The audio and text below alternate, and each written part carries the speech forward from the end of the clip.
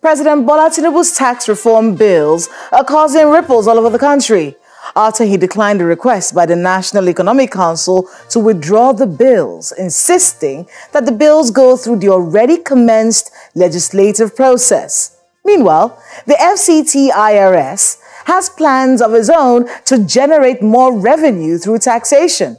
And that job of ending multiple taxation in Abuja, as well as assuring residents of this nation that fulfilling their tax obligations translate into better service delivery and infrastructure development, will be the focus on our interview segment.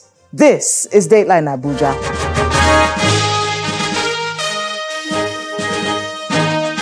Hello and welcome to Dateline Abuja. I'm Kayla Megwa. Let's start with an update of the major stories that made the rounds this week from Nigeria's presidency. The presidency has announced the passing of Lieutenant General Taoreed Abiodun Lagbaja, Chief of Army Staff, at the age of 56. As contained in the statement by the Special Advisor on Information and Strategy to the President, Bayo Ononuga, the late officer passed away on Tuesday night in Lagos after a period of illness. Lieutenant General Lagbaja was appointed Chief of Army Staff on the 19th of June 2023 by President Tinubu after an illustrious and distinguished military career, which began when he enrolled in the Nigerian Defense Academy in 1987. He played pivotal roles in numerous internal security operations, including Operation Zaki in Benue State, Lafia Dole in Borno, Udoka in southeast Nigeria, and Operation Forest Sanity across Kaduna and Niger states. Lieutenant General Lagbaja is survived by his beloved wife, Maria, and their 2 children. President Tinubu expressed his heartfelt condolence to the family and the Nigerian Armed Forces during this difficult time and wished Lieutenant General Lagbaja eternal rest. President Bola Tinubu has promoted the acting Chief of Army Staff, Major General Olufemi Oluyede, to the rank of Lieutenant General. During a short ceremony held in the President's office at the State House to decorate the officer, President Tinubu commended the military for its unwavering courage, dedication and patriotism in maintaining the nation's security. President Tinubu assured the military that the government would always listen to their advice and keep the country on the path of peace and prosperity. The president attributed the success recorded in tackling terrorism and banditry to the synergy in the armed forces and urged the service chiefs to sustain harmony in their relationship for the betterment of the country. President Bola Tinubu has promised that his administration will face its responsibility head-on as it works on re-engineering and retooling the economic path of the country. Speaking while swearing in 7 new ministers into his cabinet, the president said the country was servicing its debt with 97% of its revenue when he came into office, but it now stands at 65%. He charged the new ministers to stay focused and resilient despite criticism. You'll be part of people who will receive criticism and abuse. Don't worry. Stay focused. Stay resilient. Your thank will come with the history of growth and prosperity for this country. President Bola Tinubu says Nigeria is fully committed to actualizing upgraded partnership agreements with the United Kingdom in areas that directly impact citizens' livelihoods like arts, culture, trade and security. The president spoke when he received the United Kingdom Secretary of State for Foreign, Commonwealth and Development Affairs, Right Honourable David Lammy, at the State House. President Tinubu urged the United Kingdom to strengthen relations with Africa by showing more interest in some of the conflicts affecting countries such as the Republic of Sudan, particularly over humanitarian issues. Speaking with journalists afterwards, the Minister of Foreign Affairs gave some details of the partnership. The Defense Headquarters has confirmed the emergence of a new terror group known as Lakarawas in Sokoto and Kebbi states. Addressing the news conference in Abuja, the Director, Defense Media Operations, Major General Edward Buba, says a new terror group is increasing insecurity in the northwest region, but that the armed forces of Nigeria are already containing them. General Buba adds that the new terror group emerged from the Republic of Niger after the coup that led to the breakdown of military cooperation between Nigeria and Niger. The military has declared 9 terrorists wanted for their roles in the security challenges bedeviling the nation.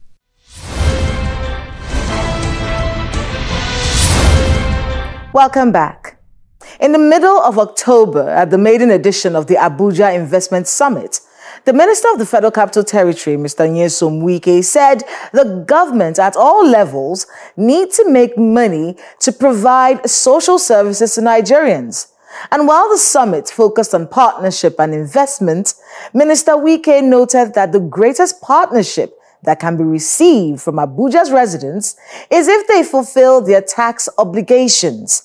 In this report, we go back to that summit that held in October and review the FCT's revenue from taxes and planned reforms to improve Abuja's internally generated revenue.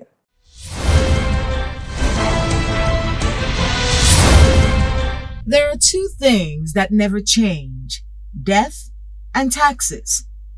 And the conversation around taxation to grow internally generated revenue for Nigeria has been a bone of contention in the past few weeks, with some people believing it's impossible to grow a country through taxes, and others believing that subnationals need to pull their weight in order to generate more income for the country. The first edition of the Abuja Business and Investment Summit, organized by the Abuja Investment Company Limited, held in October of 2024, providing a platform to showcase Abuja's potential as a thriving investment destination across various sectors. It was hosted by the Abuja Investment Company Limited, and its managing director begins by explaining the rationale for the summit.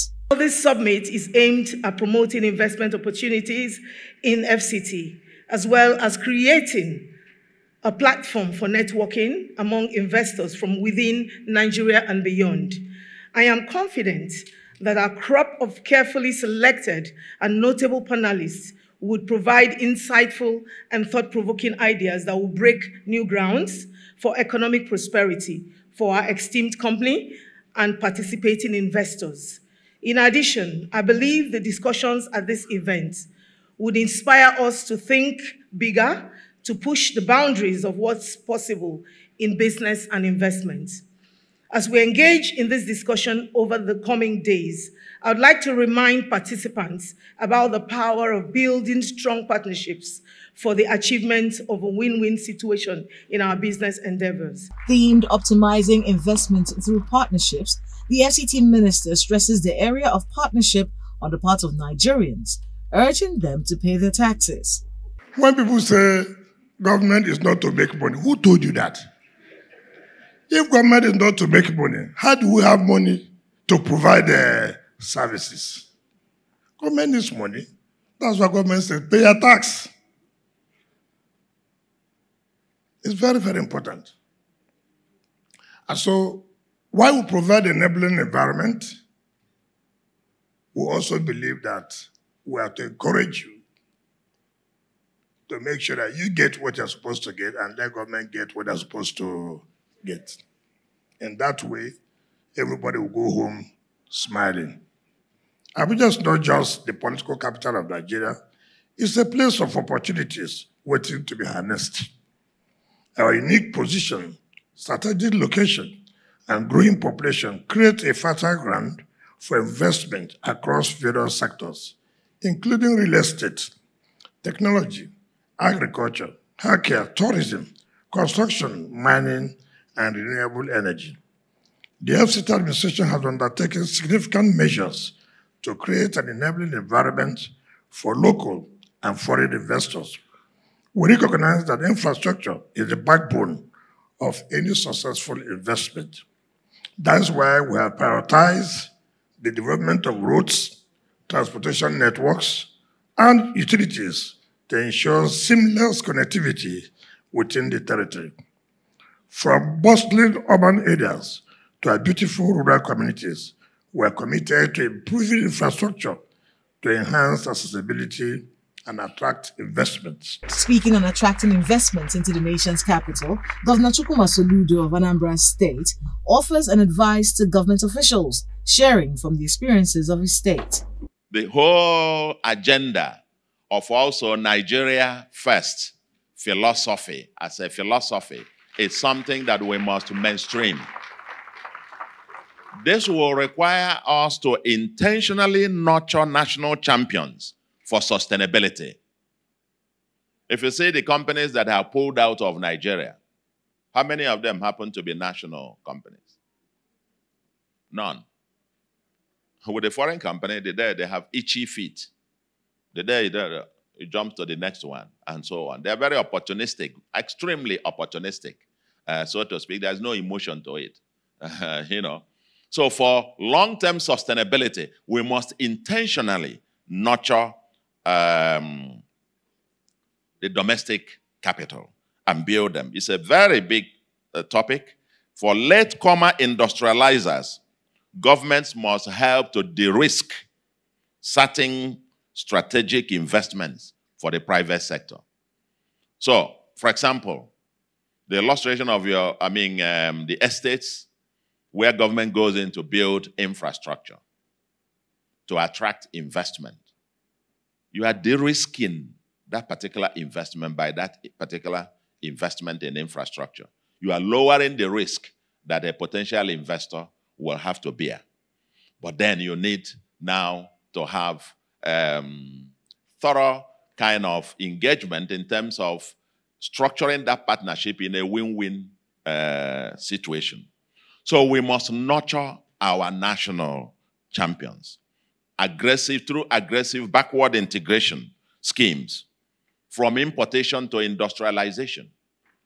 That's a scheme we are pushing up in Anambra, you know, to turn some of our importers to now come with their partners, domesticate those, and start producing them here at home, with the goal in the long term for them to start exporting those things that they used to import. It requires hand in glove between the state, the government, and the private sector. We must deliberately promote the African capital and trade. Nationals have a higher risk appetite to invest in Nigeria. Subnationals are in the eye of the storm in Nigeria's development history, with drives from the federal government encouraging the growth of internally generated revenue in a bid to reduce their dependence on monthly FAC allocations. And one way to do this is by taxation. Recently, President Bola Tinubu was advised by the National Economic Council to withdraw the executive bills on tax reforms presently being considered by the National Assembly.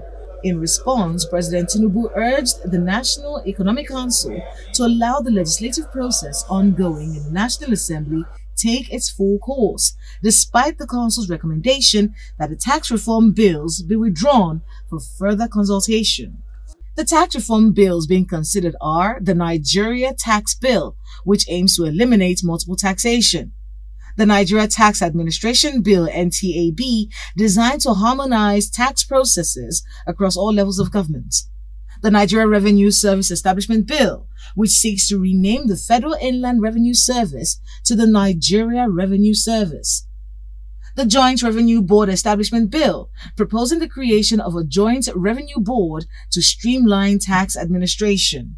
Thanks to taxation, Abuja's internally generated revenue increased from 92.1 billion naira in 2020 and 74.6 billion naira in 2019 to 211 billion naira in 2023, with a plan to hit 300 billion naira this year.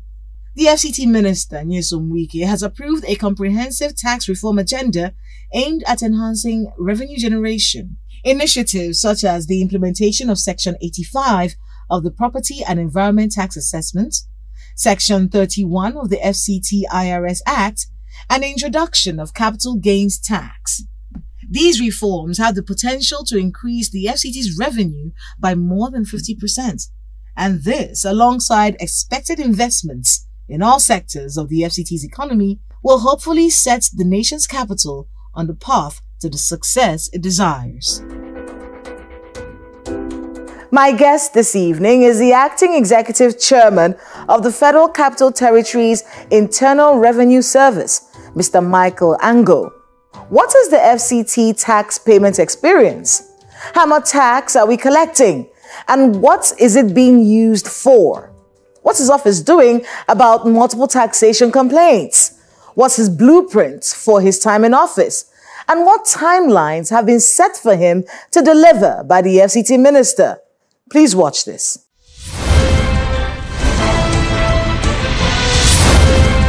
Mr. Michael Angle, welcome to Dateline Abuja. Thank you, Kayla. Three months now. Yes, 3 How's months. it been? Interesting. Again, of course, I had an idea of what I was coming to meet in the office. But of course, it's never the same with when you're outside and when you're inside. But overall, it's been a learning process. I've been around government. I've worked previously in government, so this isn't my first time of being in government, although this is the first time of being a chief executive. So yes, it's been interesting. It's been challenging. There isn't one tax culture in the FCT. I would say there are many tax cultures depending on the demography that you are interacting with, and of course depending on sometimes even the economic power or the economic status of the person or persons you're dealing with. So the Abuja FCT is stratified in terms of tax demography. We have, of course, the government workers who are taxed at source, and most of which is then paid to us directly. So in that demography, you find out that from your salaries and emoluments, those incomes are appropriately taxed, or let me say they're taxed, And then you have the business people in Abuja, some of whom comply, some of whom do not comply. And then you have the political office holders like myself, you have political appointees, elected officials who I would say comply to the extent that they have their emoluments which are official, but not necessarily with their other income. Some of it is not really, again, a case of people not actually wanting to comply. Some of the non-compliance comes from a lack of information, lack of knowledge about what they should do. So I would say that the tax culture in Abuja is fair, but there's a lot of work to be done. What we want to do actually is to make Abuja the tax compliance capital of Nigeria. So there are certain things you expect to see. You want to come to a nice airport, you want to drive on nice roads, you want to see good infrastructure, you want to be able to go out and, in a secure environment. And all of this will cost money. And I'm sure that the average Abuja resident will agree that in the last 1 year and some months, they've seen some significant effort on the part of the Honorable Minister for the FCT. Is this infrastructure growth that we're seeing, especially when it comes to road infrastructure? And yes. So are you saying that money is coming from taxes? Well, yeah, a certain amount of it, a large amount of it is coming from tax. So the way the FCT is funded, the FCT gets some allocation from the federal government, share of the federal allocation. But one of the ingenious moves that the Minister of the FCT, His Excellency Yeson Wike, made was to actually get approval from the President to take out the FCT from the TSA.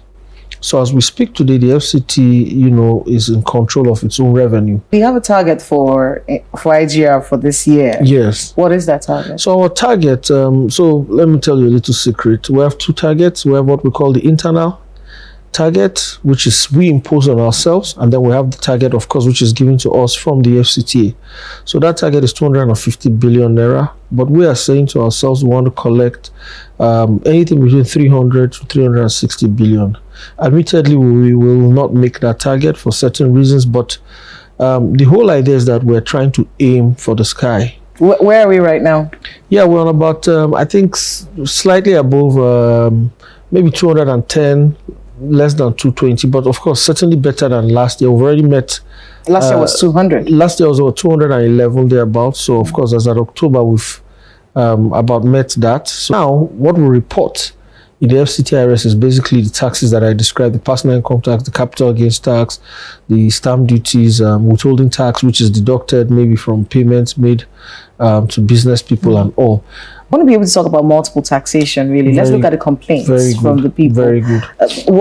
Are there actual instances of multiple taxation? And what's your office doing to harmonize Very good. that? So I'll tell you a story. Yesterday, I was driving to the office in the morning, and I saw some guys, wearing green T-shirts, and they were stopping cars in traffic. And I stopped and I said to them, "Excuse me, you cannot be doing this in Abuja." Now, what it is that because the way Abuja is, Abuja is federal capital territory, but Abuja is also, especially city center, is also a local government. So what you have is AMAC has its own, of course, constitutionally approved taxes and levies which it is to collect.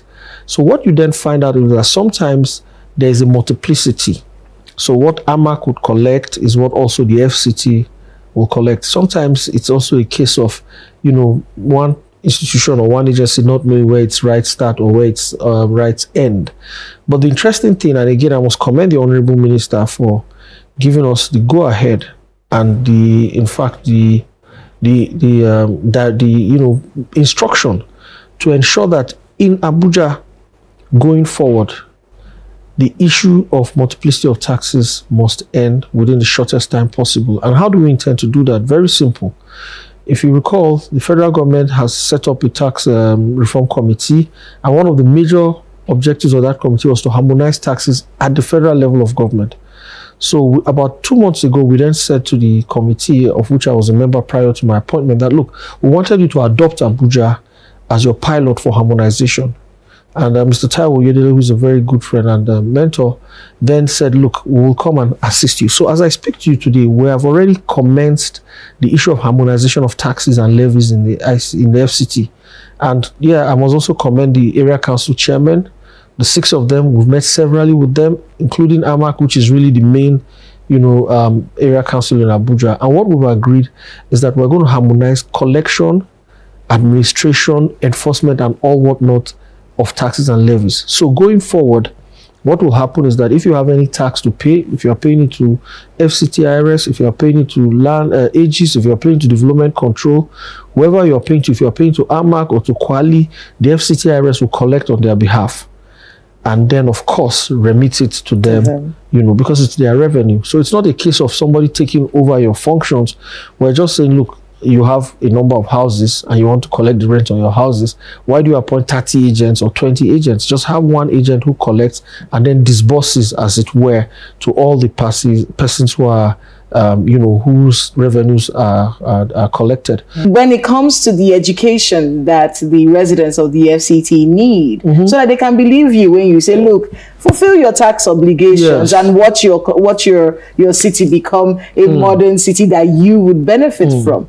How much of that education is your office doing? So there's 2 types of education. There's education of telling you something, and there's education of sight. When you see the road that is taking you to Uye, for example, when you see the roads that have been opened up going to the central area, to Katampe, to Guzape, when you see those roads, when you go into some of the inner cities, when you go to Kuba, when you see all the flagging off that the minister has been doing in Buari and all of that, it is, that is, for me, that is better than even saying to someone your tax is being used for something, because you can see it. Taxation is an obligation, as it were, but we at the FCT IRS, we believe that the best form of compliance is voluntary compliance, and we really hope that the FCT residents will come along with us on this journey, because at the end of the day, when we collect this revenue, we don't keep it inside a bank, we don't keep it in our drawers, we use it for the FCT. And I think that the Honorable Minister has shown, at least from the little we've seen, that he's willing to use FCT money for FCT residents. So I'm appealing to them. Thank you for the audience here. I'm hoping that, when I come back, I will be able to tell you that we've collected X and the ultimate beneficiaries of whatever we collected will be FCT residents. I want to thank you very much again for making out the time to be with us on Dateline Thank you so Abuja, much, Mr. Angle. And good luck with all the work I know you have ahead of you. Thank you, Michaela. Appreciate that.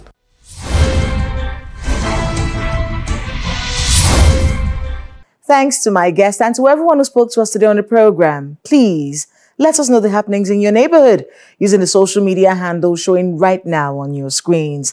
Thank you so much for watching. I'm Kayla Magwa. See you next time.